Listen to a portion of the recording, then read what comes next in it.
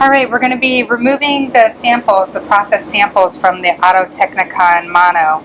And right now it's oscillating. You don't have to turn the oscillation off. It's oscillating up and down, the lid. You don't have to turn that off, but I do. So once it comes down to the down position, I reach behind the machine when it comes down, and I turn the oscillation switch off, which we had discussed when we started the processing. We have the black toggle switch here, and that you're going to lift up once, it's spring-loaded, and it lifts the specimens. Then you want to push it down once very quickly because you do not want it to oscillate over and drip paraffin into your formalin. So I like to take a paper towel or maybe one of the old slide boxes and just kind of that I've saved and not let this drip all over. You come up under the basket and you can squeeze it just slightly, and then you take it off. You don't want it to plop down into the paraffin again, and then you just kind of drip it over. Then you can remove the weight that we've used to hold down the samples, and the processing is completed. Then what I do is I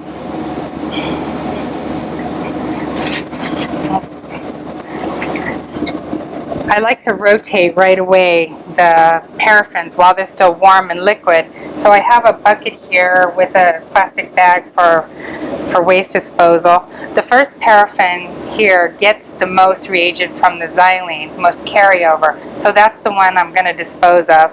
I'm going to rotate the other ones down and then put fresh paraffin in this last one. And I do this every time after processing, and that gives the paraffin a chance to melt. So there's a little lever thing here. You push it down, and then you can easily remove the paraffin. So I dump it into the waste bucket, and it smells pretty strong of the xylene. It still has quite a bit of residual xylene in it. And I wipe it out, because I want to get as much of that residue out as I can.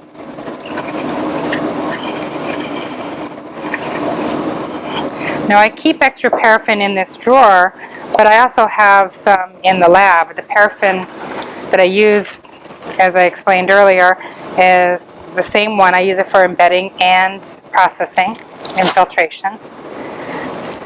I keep that in this drawer. If there's none in the drawer, there's some in the boxes over by the embedding center. I fill this up quite a bit. Try not to spill it and make a mess.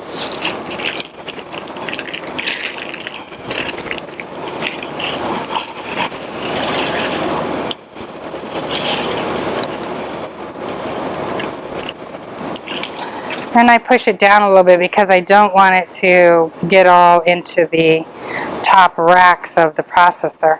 Now this paraffin, when it melts, will only make this pot about 1/3 full. So you'll have to, when you come to process again, or you'll let it melt and then fill it the rest of the way. Never fill it above these marked lines that I have. If you do, you'll cause an overflow.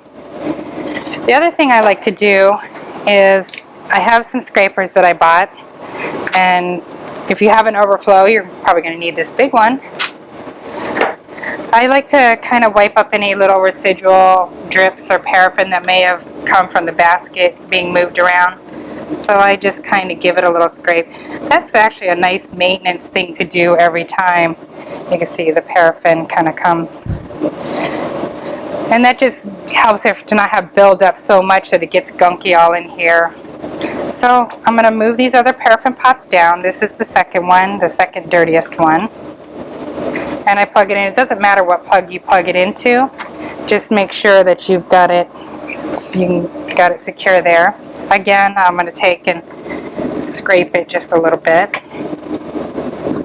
I do this every time. Once you get used to doing this, it doesn't take you but a minute or so. And I'll put the next paraffin pot down and plug it in. Again, it doesn't matter what plug you plug it in. And again, give a little scrape here. Eventually this will get so gunky that it'll start sticking some of the other pots, so it's better to just do this quickly every time and get in the habit of cleaning it. And the freshest paraffin, which you'll melt, and again you're going to have to come back and refill it some more once it melts, because it'll only be a third full. And you plug it in. All these paraffin pots are marked at the 60 degrees. I don't recommend turning them up higher just to get the paraffin melted. That's bad for the polymers in the paraffin. Just let it melt slowly. So again, I'm going to shut the toggle switch down. I got the paraffin so it's not going to get all in here. If you do happen to overfill it and it gets stuck in these racks, just kind of brush it off a little bit, because you really don't want to carry it over into the other reagents. I push the toggle switch up.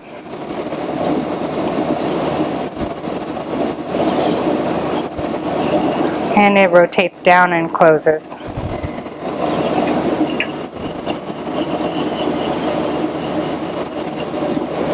Now I can at this point either leave it plugged in to melt that paraffin and come back and refill it, or I don't like to turn the switch actually to the off position. I tend to just leave it and just unplug. That saves me from ever getting confused of whether that switch is on or forgetful. So I just tend to just unplug the machine at this point and just let it turn off from there. Now we go into and take this into the embedding center.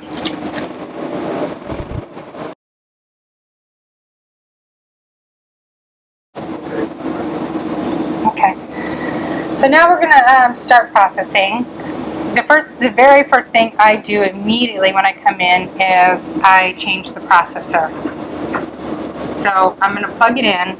I kept this switch, the on-off switch, or the 1 hour, 24-hour off switch. I always keep it at 24 hours. I never turn it to the off position because that could create confusion at some point. I've even circled it that is what you're going to want to always keep that switch at the 24-hour mark.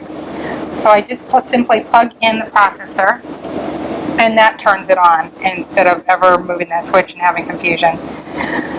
I have this black toggle switch.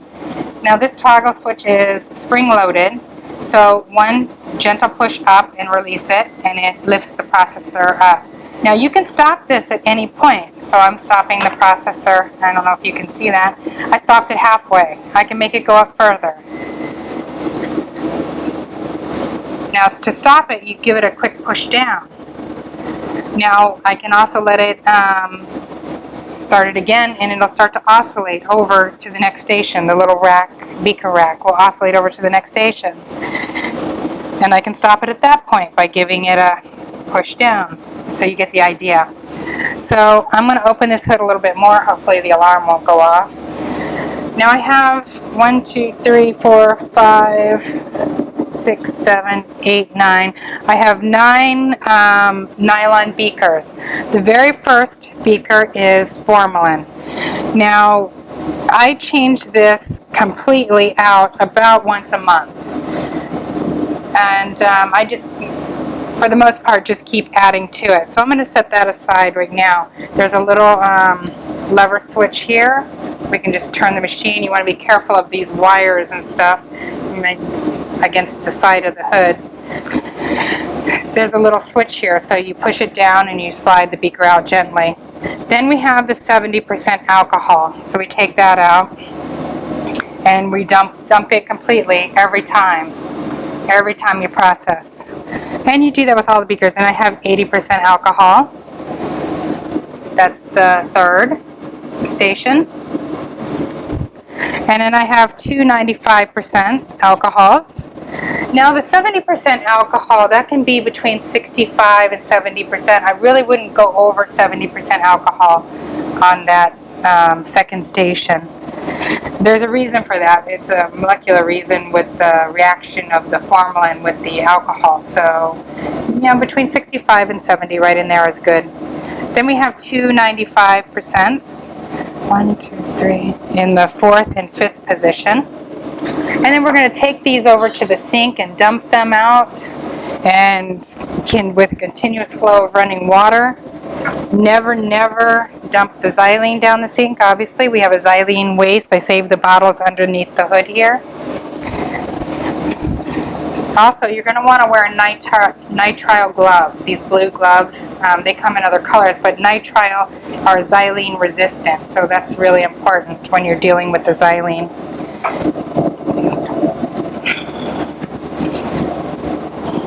I could turn this back the other way. Just kind of get it, you know, in this smaller hood to where you can get at these chemicals. In the 5th position, you have 100% alcohol. Now, these alcohols, if you haven't used them within these 100%, if you, over the past 2 weeks, within 2 weeks, you can still use this alcohol in the interest of not being wasteful of reagents. Use it to make up the 70 and the 80%. Never use it for the 95% though. Also, another thing about these, if you haven't changed the processor, you know, like if you just used it in within the week, and it's all fresh, let's say Monday, and let's say Wednesday you want to do another process, well, you can still use the same chemicals. The critical ones to change, though, and rotate would be these 100% alcohols and the xylenes. So what I would do is I would have removed the first 100% alcohol and shifted it over, and then put and dumped the second one and put a fresh 100%. Again, I would remove the xylene, the first container, because that gets the most contaminant in it, or most carryover. I would dump it into the waste and put the second xylene over, and then have a fresh one here. And that way, if it's within the week of processing, you can do that. However, the following week I would fully change it again. So, the xylenes. Now, I also like to clean the old basket, the last basket that we took off from processing, because it's got paraffin and stuff, and the weight has paraffin on it. So I do save this last xylene. I pour it into a beaker,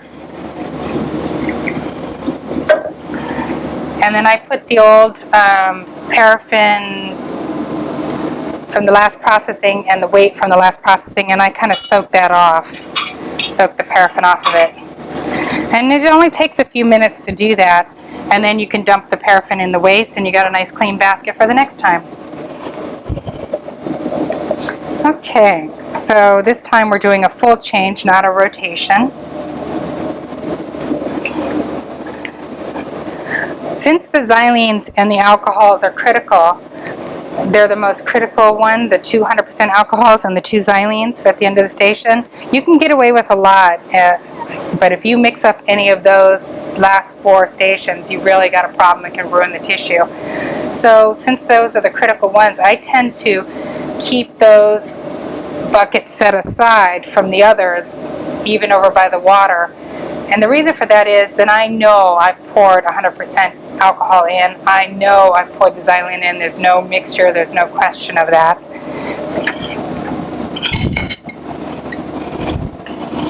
The other thing I do is at this point I check this paraffin pot, because I filled it after the last processing, and usually it's only about a third full. So I will let it melt further while I'm changing the processor, or I will kind of check it, and it usually will need to have more paraffin added to it. So I'm going to go in under here to my waste xylene and pour this other one in, get rid of it.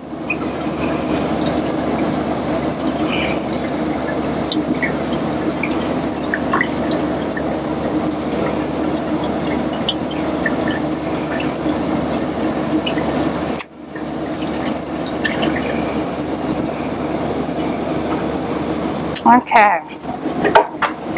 Now we have a fire cabinet with the alcohols in that.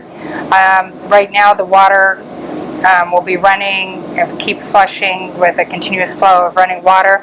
When I make up the 70, 80, and 95% alcohol, I only use RO water or distilled water. Never, never make it up with tap water.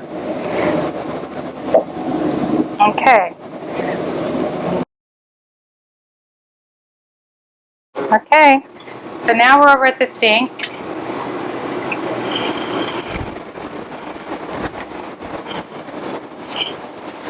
I almost always immediately bring these buckets over here. I have the water running, and you want, what they say in the manuals is copious amounts of water. To me, that just means keep the water continuously running. I dump the 70%, and these aren't contaminated with any xylenes or anything like that, so they're safe to just dump down the drain and keep that water running.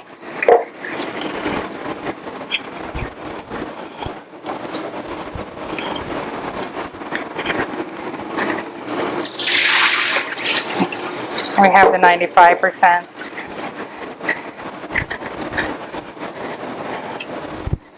So I have my 100%. I've just used this alcohol within the past 2 weeks. So I feel it is fine to use it for, in the interest again of saving reagents, of using this 100% alcohol to make up the 70 and 80%. I would never use it to make up the 95%. So we have a 1 liter beaker. All these buckets hold 1 liter. I would never fill it above 1 liter because then you have the chance of overflow on the processor, which could damage the unit. So I'm going to make my 70%, so I fill it up to the 70 or 700 ml mark. Now I just use RO water, but you can also use distilled water, never use the tap water. So I filled it up to the 700, and then I fill it up to the 1 liter mark with the water. And once you get used to doing this, it goes pretty quickly. You can do this whole process probably, if you're slow, within 25 minutes. If you're really quick, maybe 15 minutes or so. So that was my 70, so I'm pouring it into the 70% bucket. Now I'm going to do my 80%. So I still have some of this 100% alcohol left over. You never want to rinse these 100% alcohol buckets or get any water in them or near them. So as soon as I use them, I'm going to set them over on the other counter because I like to keep them totally separate. So I'll fill this up to the 80%. And then I'll just discard this last little bit of 100% alcohol.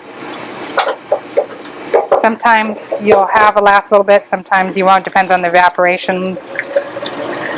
So again, I filled that up to 800 mils. Now I'm going to fill it up to the rest of the way with water to the 1000 mark.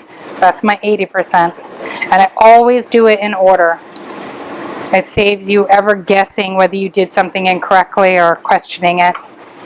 Now I like to get this 100% buckets totally away from the water, and I'm going to fill them right away with fresh 100% away from here, so I never question whether I made any kind of mistake with that.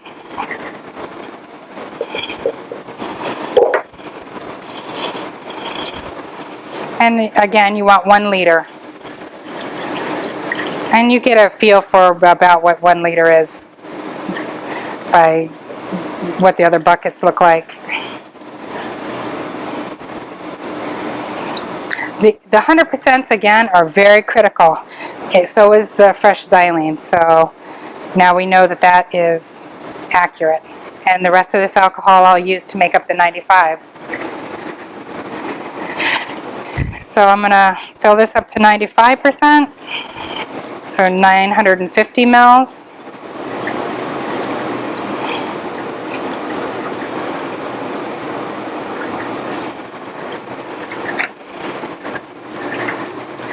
And the rest up to 1 liter with water.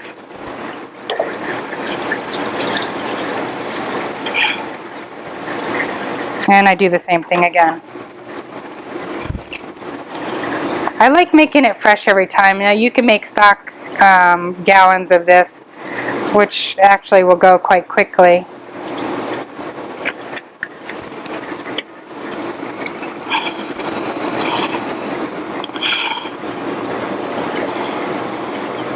If you start making stock gallons, I'd probably make a couple gallons of 95 and a gallon each of the 70 and 80. And that is right. So you filled it up to 1,000.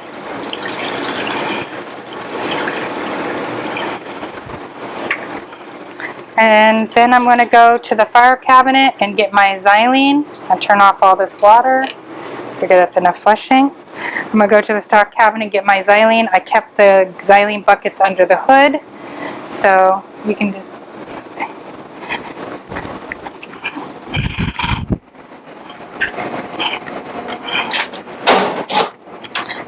The formalin, the alcohols, and the xylenes are all kept in here, which everybody in the lab should know.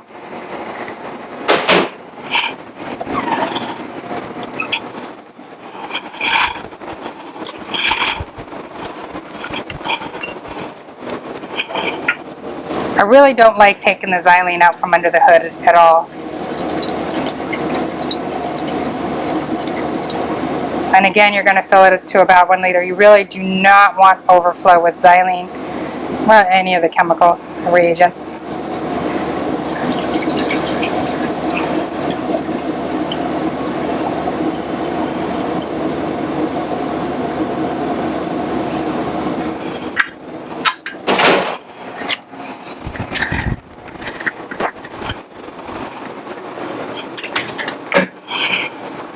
Alright, so now we're going to load everything back onto the processor.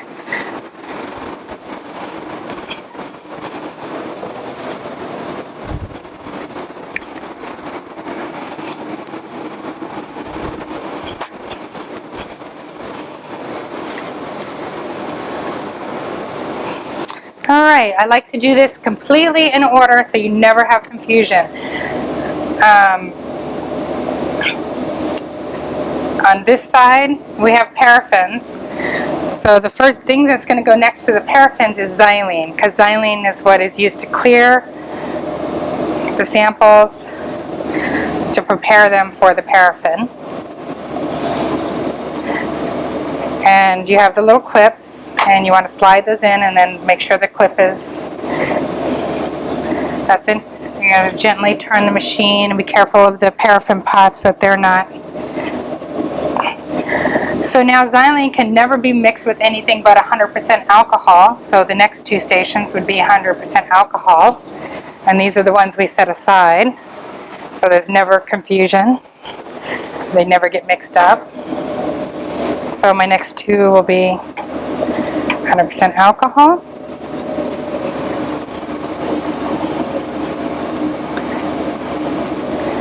Then the next two will be my 95%. It's just starting the dehydration to get it ready to go into the 100%. So I have to turn the machine completely around now because I'm running out of room. While we have this machine completely turned, I wanted to show you this weird thing. We're going to talk about that a little bit later. You saw me reach behind and turn the oscillation switch off. That switch is on the complete opposite end of where the timing disc is. You'll see this lever. This lever is actually for cutting the timing disc, and the manual that we have that is in the drawer will explain about cutting the timing disc. You should never have to do that because I've already cut the timing disc for you. I have our timing disc set for 1 hour intervals that it makes a change to the next reagent. But if you can refer to this manual, and it'll be in the drawer next to the microtome. I do have other timing discs. I don't recommend. They're very expensive and they're very hard to get. So be very sure if you cut a timing disc that you know what you're doing. Now this is the timing lever. You would put the disc there and you'd punch it down. Again, the manual explains that. But the main thing I wanted to show you is, this is kind of an unusual thing, and I don't know why the designers of this machine did this, but the oscillating switch is up under here under this shelf here, right here. And that's the oscillating switch that you turn on to make the thing oscillate up and down when it's processing. So when I reach behind the machine and turn that on, I'm reaching, kind of pushing this lever down and it's flipping that switch. And that's what I'm doing to make it oscillate. So I just wanted to make sure to point that out because it's an unusual thing. So you have to reach behind the machine and feel for that and flip that switch. And it's really neat. It's a toggle switch that you just flip. You can kind of hear it come on. So you push the lever down and then flip the switch. Anyway, so got that out of the way. But it took me forever to find that thing, even with the manual trying to explain it to me.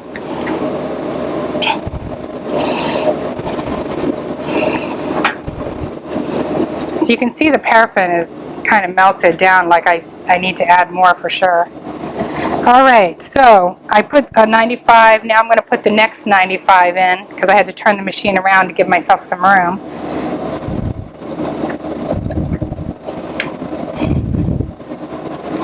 And then the next to the 95, of course, goes the 80. And then next to that would go the 70 in the second position. And then the very first position would have this formalin. Now I'm going to go to that formalin box that I showed you in the fire cabinet, and I'm just going to add a little more formalin to this.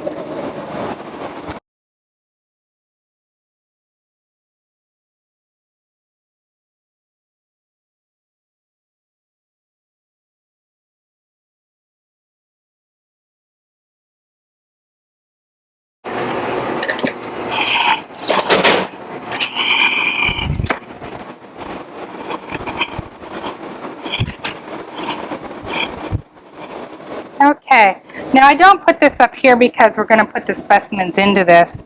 Now remember earlier we had put the basket and the weight into this xylene. So I'm going to grab a paper towel. You know, I'm so used to doing this, I don't know all these little details, and that's why I wanted to videotape this, to show you all these little detailed things. So I take this out now. By now the paraffin is soaked off. And I let it dry, and I'm going to dump the rest of this old xylene into this waste container.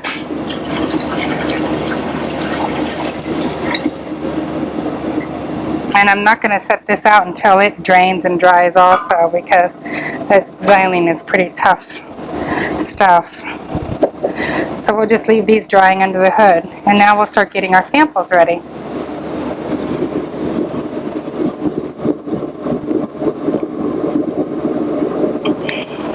Give myself a little room here. So the very first thing I do is I have the samples. I actually have another basket that I keep in here, because that way I don't have the xylene, a nice clean basket. And this is the weight that my husband made us, so we can put a weight on there with the samples. And I like to have a paper towel. We have a special pen in histology for the reagents. It's very critical that you use this particular pen. It's called a KP Marker Plus. It doesn't come off with any of the alcohols or any of the xylenes, and this is what you would use for the writing the cassettes and writing your slides. This particular pen also will survive antigen retrieval, so you can use it when you're H&E staining or doing immunohistochemistry. And this is the one I recommend. It's got a kind of a rounded top. If you have any doubt or question if you're using the right pen, I recommend that you use a pencil. But I highly recommend this KP Marker Plus, made by Mercedes Medical. So I have cassettes. You'll find the cassettes and the lids here in this box. And I have other ones over by the microtome if they're needed. You just grab a couple cassettes and you grab some lids, you grab the amount that you need.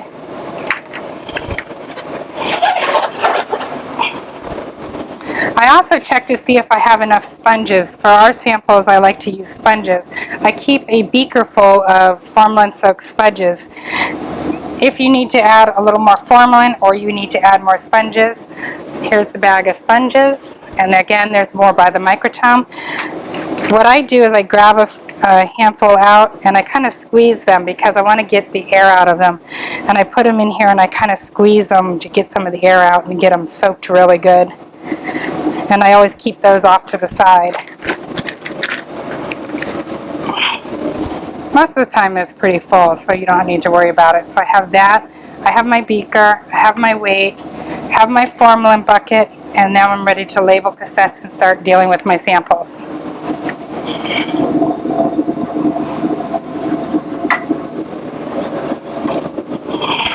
I like this little bowl because it gets any residual formalin to this little plastic bowl.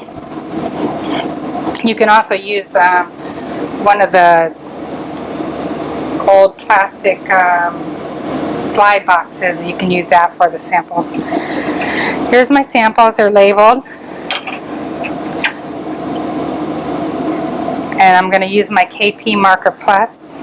I'd actually labeled the cassettes, but I'll show you what I do. I look at the box and I have them side, and I just do S, S, E in this case, 121, A, and I always like to do on the side too, just something I prefer to do.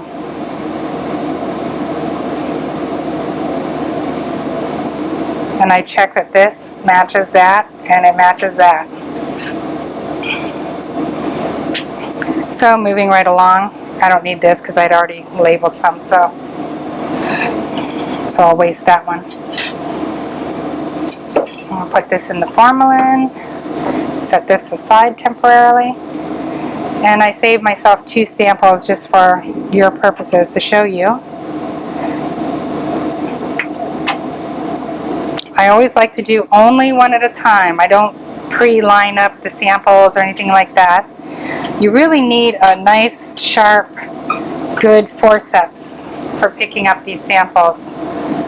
And there is a correct way because these samples are pretty precious. You know, others may not be as important. I put a single sponge, wet sponge in here. And here's your sample in the container. There's a correct way to pick these up. You can? It's alright. I'll show you. So you gently touch them and pick them up. Oops, you don't want to do that. This is a fat one. Either by the back, you can pick these samples up by the back end of the moon or on either corner, but never in the middle because that's our area of interest. Never on this straight edge in the middle here because the sample, your area of interest is there and you never want to damage that area with your forceps. So you've got a half moon, you can pick it up on the circular portion or either corner, but never directly in the middle on the straight edge. And I tend to always like to know where that sample is, so my area of interest I have up. You'll have your system.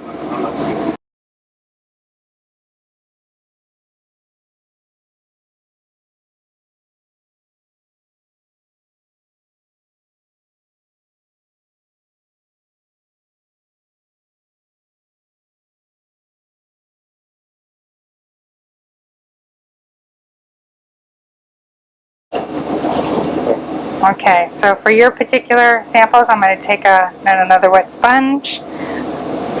Now that I already did A,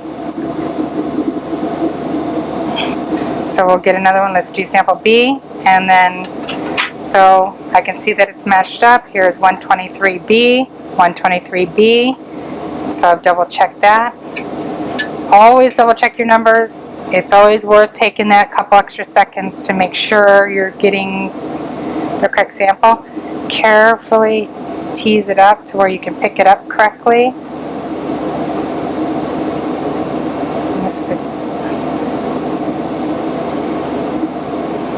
Okay. So now these samples, you can either pick them up on the trying to show you without damaging our sample. So it's a half moon shape, or half a circle, and you've got a straight edge. You can pick them up on the back of the half circle, you can pick it up on the corner, either corner, which I did earlier, but never on this straight edge. The straight edge right in the middle is where your area of interest in, and you never want to grab that with a forceps and damage it. And it's very critical to these particular samples.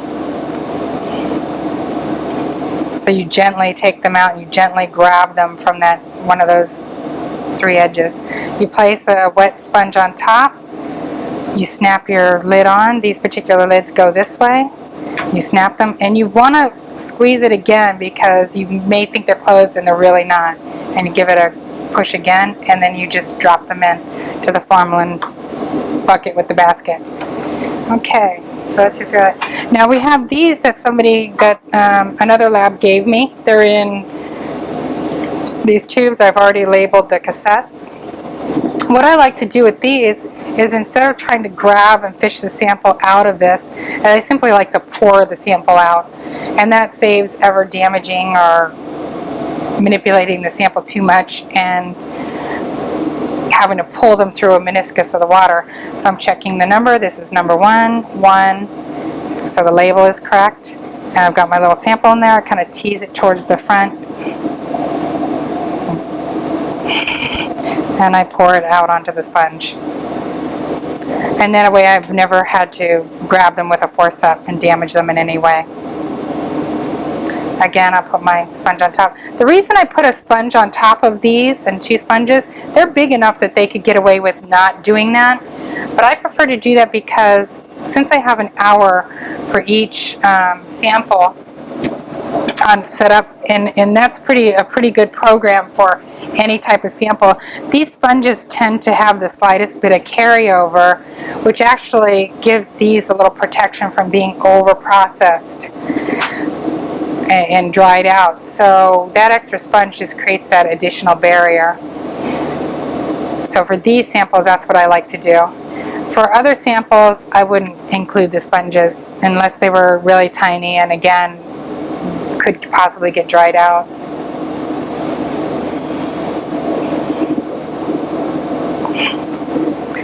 I check my number, make sure I don't have a mistake. That's number 2, number 2. Always check those numbers, and I like to only do things one at a time. It takes a little extra time, but you never have to question whether you mixed up a sample.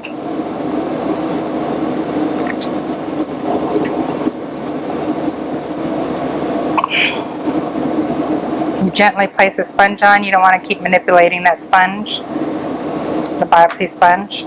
Make sure it's snapped tight, and there you go.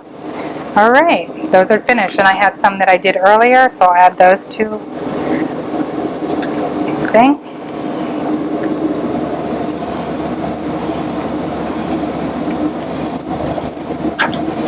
Now we're going to line these up. I pour off the rest of this formalin. I don't need it.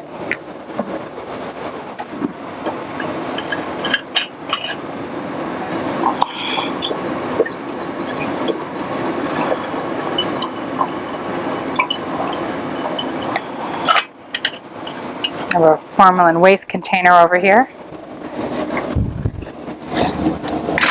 So we'll get our specimen samples lined up in our basket. I do it this way. Now, if you just have a couple samples that you're just deciding you need to process it, I recommend that you can just put them flat on the bottom, and stack them. What you don't want, you want the cassette to be down. You really don't want it to be up like this because it carries over the reagent in these little pockets here.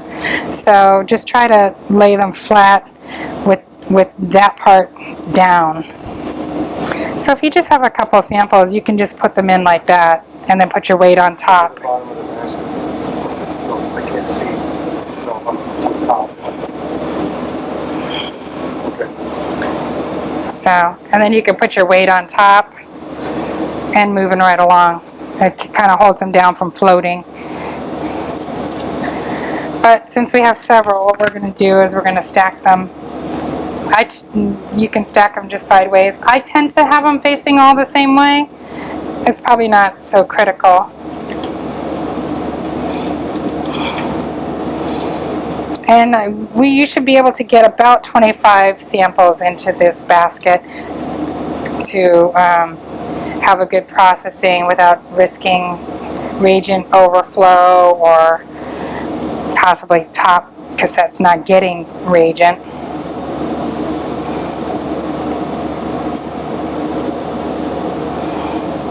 You want to move kind of quickly too. You don't want to have these samples kind of drying out, which there's less risk of with the two sponges, but if you had a mixture, you don't want them dried out. Okay, well I have a couple extra left over, so what I'm going to do is I'm going to lay those flat like I showed you earlier, just for the interest of putting that weight on. So I have some horizontal and some laid just flat. I'll put my weight on, get these back into this formalin, and that's that. And we'll put this bucket up here, and we're ready to get going.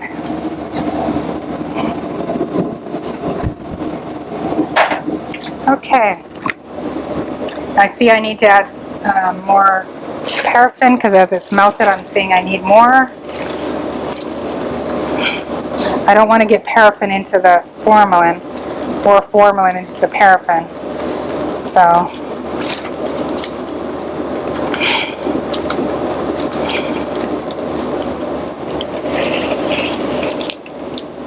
I may need to kind of give that a check again before I'm done.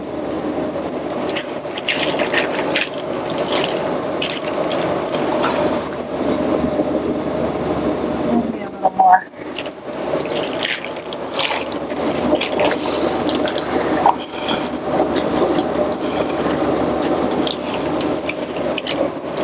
Again, this paraffin melts down to about a third of its size, of the amount that you've put in there.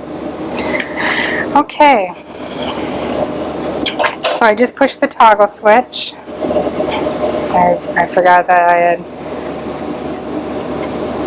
normally you don't need to close it all the way. So I'm going to get this next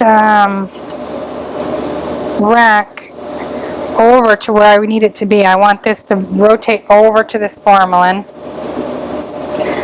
See, I didn't want to load up the rack here because then it would go over into the 70%, and that's not what I want. So it's lined up where I want it to be just before it's going to go down.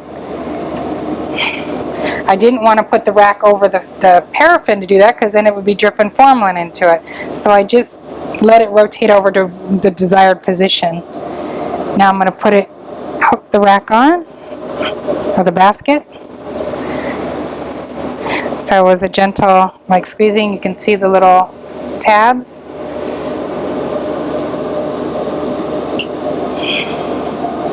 And you put the rack on. And now I'm going to do the toggle switch again, and it'll bring it down into the formalin. And that's why I let it rotate over.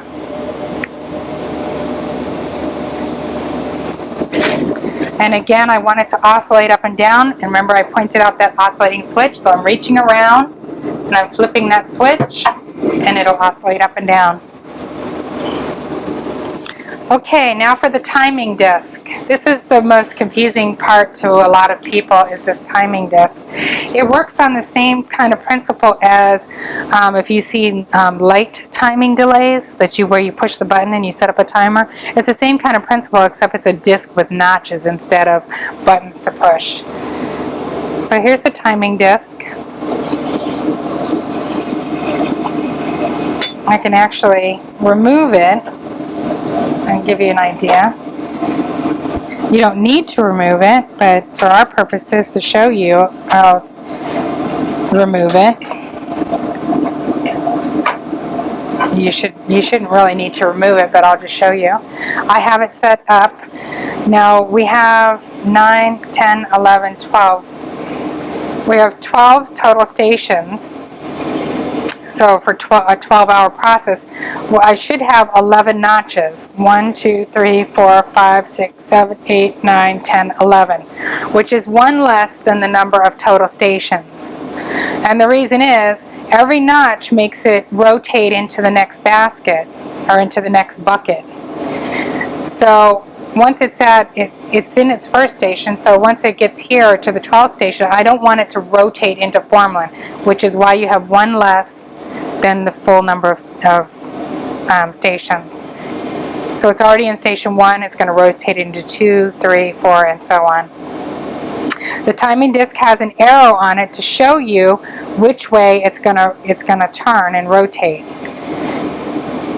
So, and then this side I have nothing. Some timing discs, I could have conceivably punched it and had a much longer processing times and different things, but that's not what we have. We just have the 12-hour process.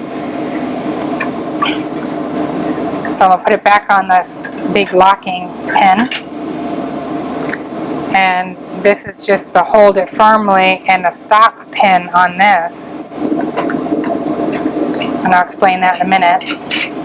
So basically when I come in, I calculate, it's a 12-hour process. I look at the time.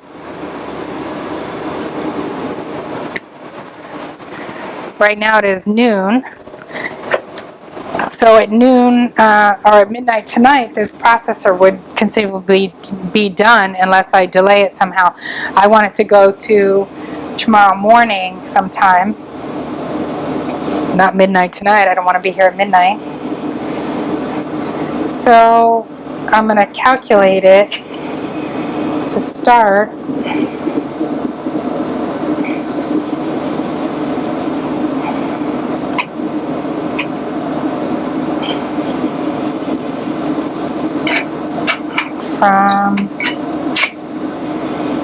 Probably I want it to go maybe till 11:30 tomorrow.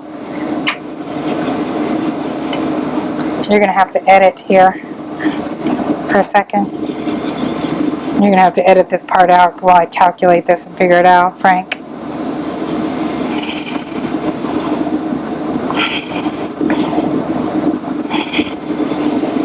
Okay.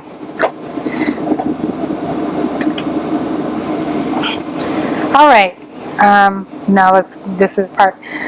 So it's at noon today. This is my alignment pin that's going to ride on this wheel at some point.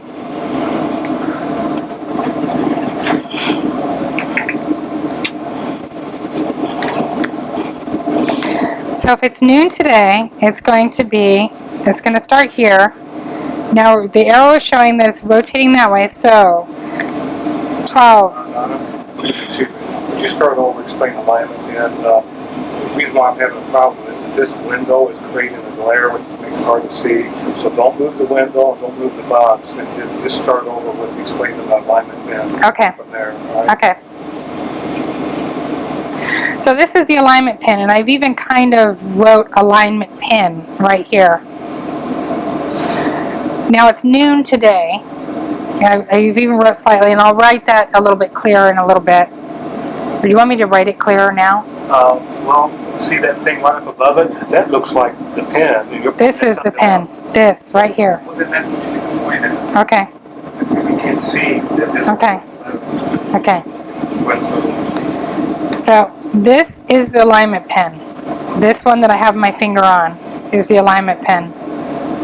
This is the pen that when I push it up is going to make the alignment pin ride against the wheel and go into the notches.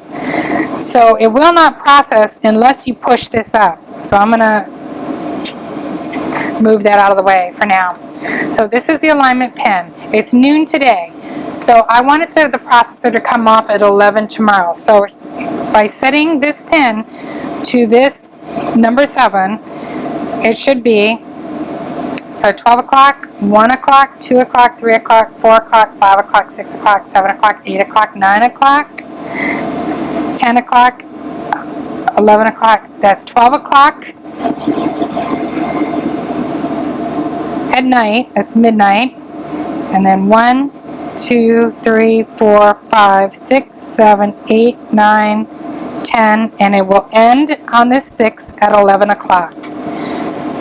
So again, it's like setting your timers. So if you calculate it out by setting this pin to the 7, it's going to rotate the disc around, and you just have to calculate that it will end, it does end here at this 6. So what I wanted to do, I wanted to end at that 6, and I want it to not ever, since I don't have notches, it's not critical. But if I had other notches, I wouldn't want it to rotate into another thing. But what this stop pin does is say, okay, so somewhere after this last notch, I want to have this stop pin. And that's why I align it here. And then I just fold it down. You definitely never want this stop pin anywhere in this area where these notches are. Because what that's going to do, it will make it push this pin and stop the machine. If you have some confusion and want some clarity on that, you can also look in the manual. Although it took my looking in the manual was actual fooling with the machine that got me used to what needs to be done. Can you pull that lock pin out and show how that latch, can you pull that, unlock it and pull it out and show how that locks? Yeah, just pull the whole camera off and bring it out and hold the camera. This is the firm thing. You should never really have to take any of this stuff off. Ever. It's all here. You never take this off.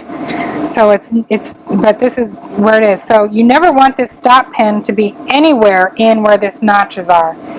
You just don't. It can be anywhere here. It doesn't matter.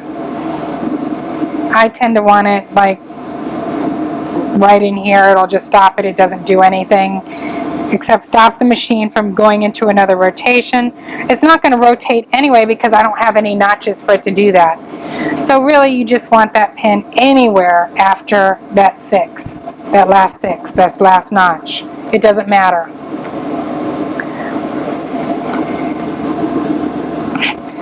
This right here can rest anywhere also. Again, it really doesn't matter. It's because of the way I have it set up, and since I didn't notch any more on the disc, you don't need to worry about that.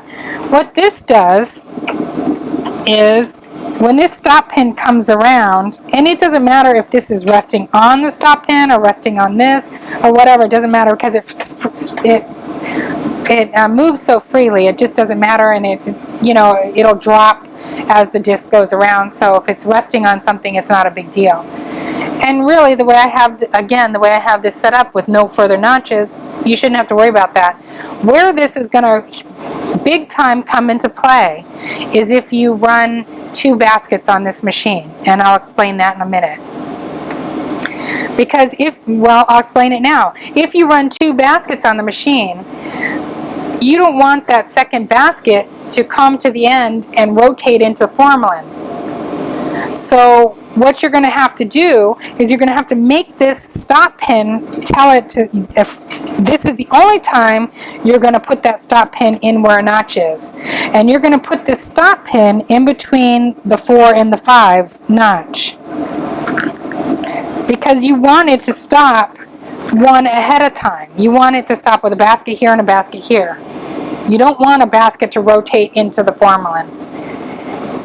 So if you run 2 baskets on this machine, the basic thing you need to know is you have to align this stop pin between the 4 and the 5, the last 2 stations, so it will stop it. And you must have this either riding on something or down. It doesn't matter. You can have it there or riding on the pin. It doesn't matter. But you must have this down because you want it to tell it to stop and not rotate into that next notch. Hopefully that's clear. Because if a 2 basket run will cause it to rotate in if it hits the last notch into the formalin, and that would not be good at all. That would be a bad situation. Okay, So you get the idea of the notches, and you get the idea if you have a 2-basket run that you have to align the pin between the 4 and the 5 to make it stop ahead of time. You saw me push this lock down.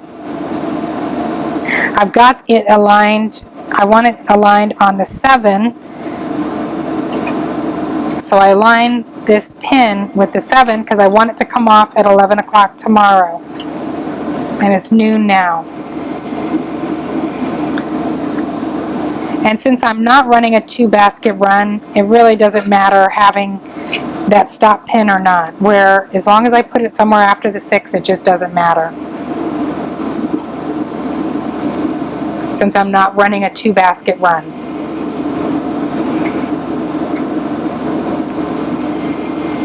So if it's noon now, I've aligned the pin to the 7 to stop at 11. I've got the stop pin anywhere after that last notch.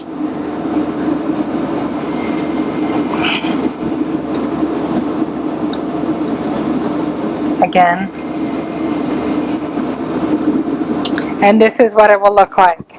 Now, in order for it to start processing, and I have written it in big red letters here, I have to push this up. This is exactly what it should look like. If it's noon now, I want it to come off at 11 o'clock in the morning, and that's exactly how it should look. If I wanted it to come off, let's say I want it to come off at 9 o'clock in the morning, which is a more realistic schedule for our lab. It's noon now, and I want it to come off at 11 o'clock, or let's say 9 o'clock in the morning. I would align this pin right here. I would put this number 9 right at this pin, and it should come off at 9 o'clock in the morning if I were to align this number 9 with that pin. And then I would flip that up, and it will ride the timing disc. Every time this alignment pin hits a notch, it will lift up the basket and rotate it into the next station. This is a delay timer. To me, it's really useless. You should never ever have a reason to use this delay timer. The only thing that delay timer does is it turns on the paraffins and starts the oscillation. That's the only thing I found that it does. If this notch pin hits a notch, it will still rotate baskets in whether that delay timer is on or not. So it's really, you should never have to use that. I'm going to close the door. I have it set up. It's locked. The stop pin, now if I want it to stop, I can just put that little thing down. It really is not going to matter the way I have it set up, but if you want to see how that works with it stopping the machine so it can't rotate anymore, you can just put this little thing down.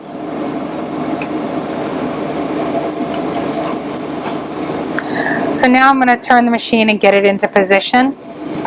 I have it pretty well established how to get it into position. You want to just kind of gently move the machine. I have it set up where if you put this door just slightly behind this middle handle, it should be in perfect position and perfectly lined up to work. So if you have it like that, all area, and you got space on the side, all areas should be lined up to work. So now the machine is set up and it's going to come off at 11 o'clock tomorrow.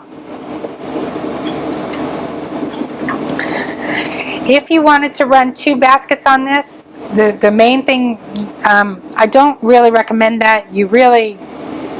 It gets a little bit risky with these machines in that you just increase that slight little bit of it possibly jamming. We haven't had that experience with this machine. We've been really lucky that it hasn't jammed, But if you wanted to run 2 baskets, what you would do is, number one, you have to make sure your tissue is really fixed well, a minimum of 24-hour fixation. And what you would do is you're going to put 1 basket of your tissue in the formalin, and you're going to have 1 basket hanging into the 70% alcohol. And those 2 baskets will come all the way around. You'll have 1 basket here and 1 basket here is how it will end. So what you will do is you will remove this first basket and you'll start embedding that. And then you'll allow the next basket to rotate in here, and while you're embedding, you'll let it have a little more time in paraffin. Again, if you run 2 baskets, you want to make sure to align that pin, the stop pin, with this stop thing hanging down between, put that stop notch in between the 4 and the 5. What I would recommend, if you're not sure what I mean by this, practice is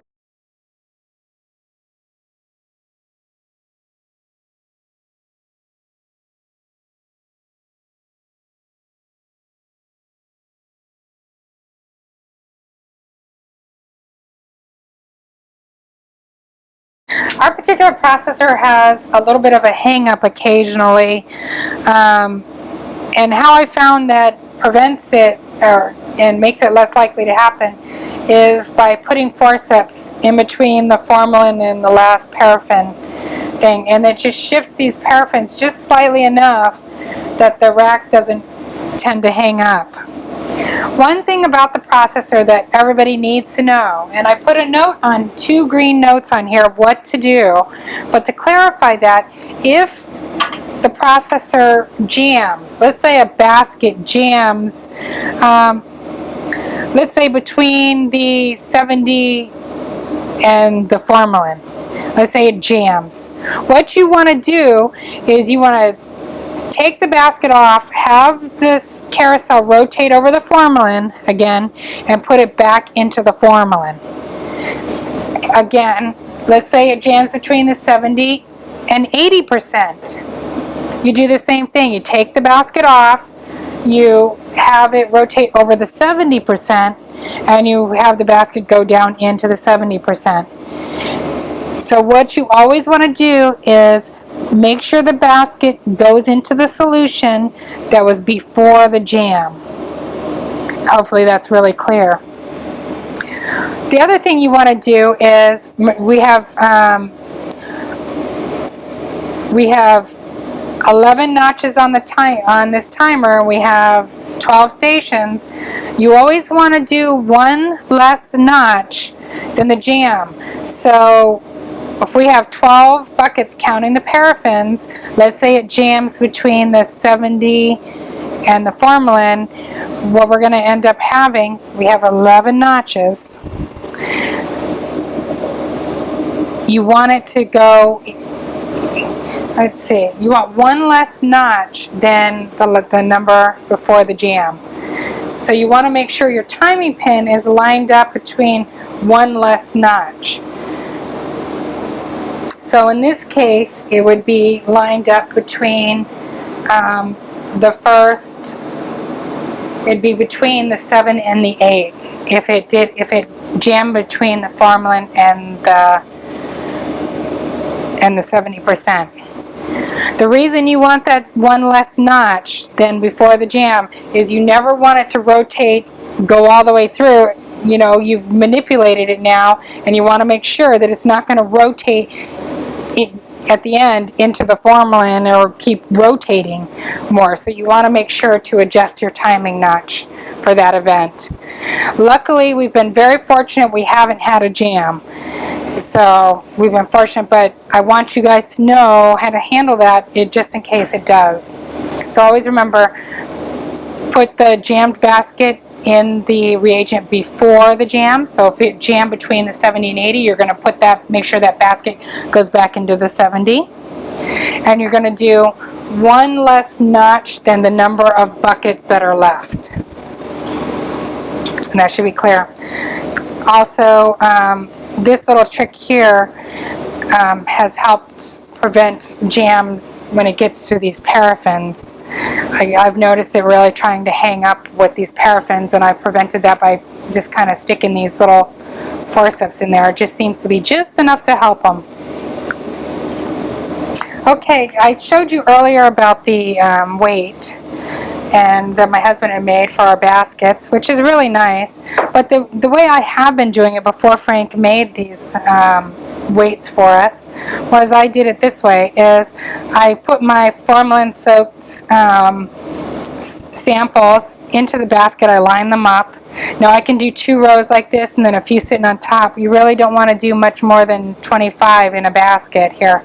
You never want to fill it above this last holes. I filled it just slightly above, but you're kind of getting risky by doing it more than that with these reagents, either for an overflow reason or taking a risk that the samples won't get enough reagent depending upon what you have.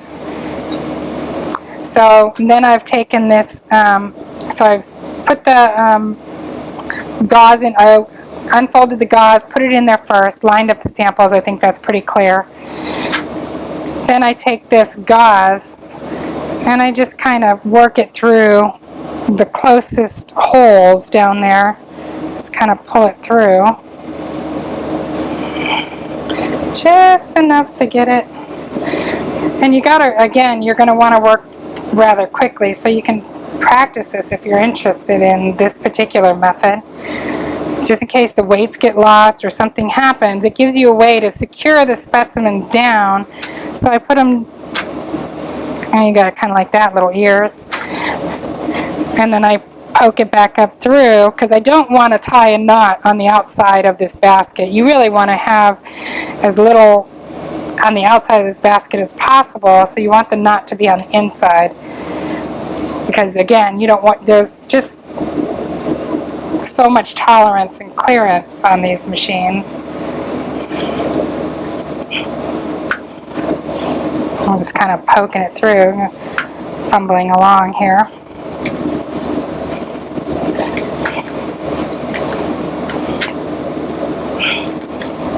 I kind of pull it through. Now I have those little rabbit ears on the inside. I'm going to tie a knot.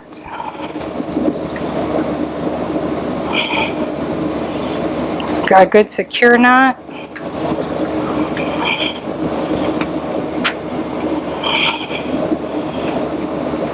I'm probably going to edit some of that out. Just show the knot.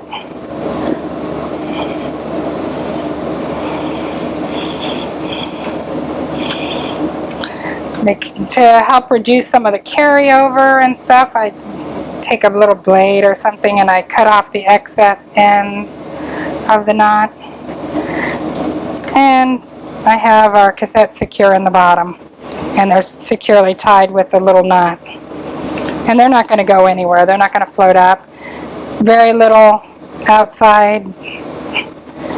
The knots on the inside, and those cassettes won't float or go anywhere. Then I put them into the formalin. They'll be in the formalin bucket oscillating up and down.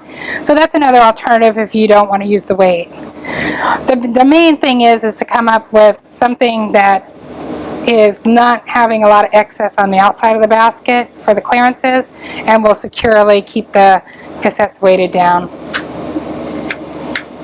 And that's it. That's our processing.